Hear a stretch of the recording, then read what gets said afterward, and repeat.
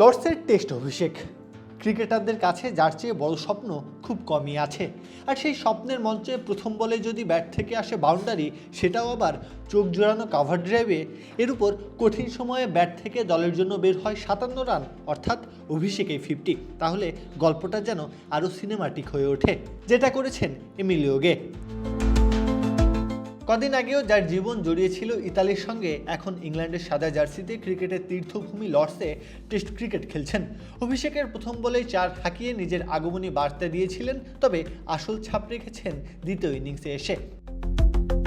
লর্ডসের উইকেটে রান করা কখনোই সহজ নয়, বিশেষ করে ম্যাচ যখন টানটান উত্তেজনায় ঝুলে থাকে, প্রতিপক্ষ একের পর এক আক্রমণ করে বসে।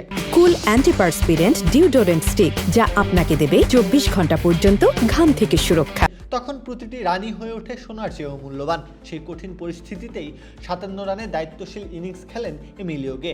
শুধু ব্যক্তিগত অর্জন নয়, ম্যাচের গতিপথও অনেকটা বদলে দেয় এই ইনিংস, ইংল্যান্ডকে এনে দেয় নিয়ন্ত্রণ।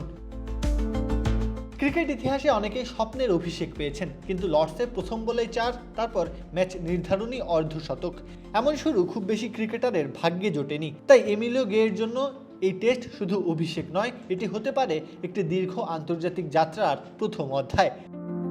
কারণ ক্রিকেটের প্রথম ছাপটায় অনেক সময় সব কিছু বদলে দেয়, আর এমিলিও গে নিজের প্রথম ছাপটায় গেছেন ঠিক লর্ডসের সবুজ ঘাসের ওপর এক নিখুঁত কাভার ড্রাইভের আঁচড়ে, দলের ঘোরতর বিপদের সময়ে। এমন শুরু কজনের ভাগ্যে জোটে? প্রত্যহ কাব্য, খেলা 71।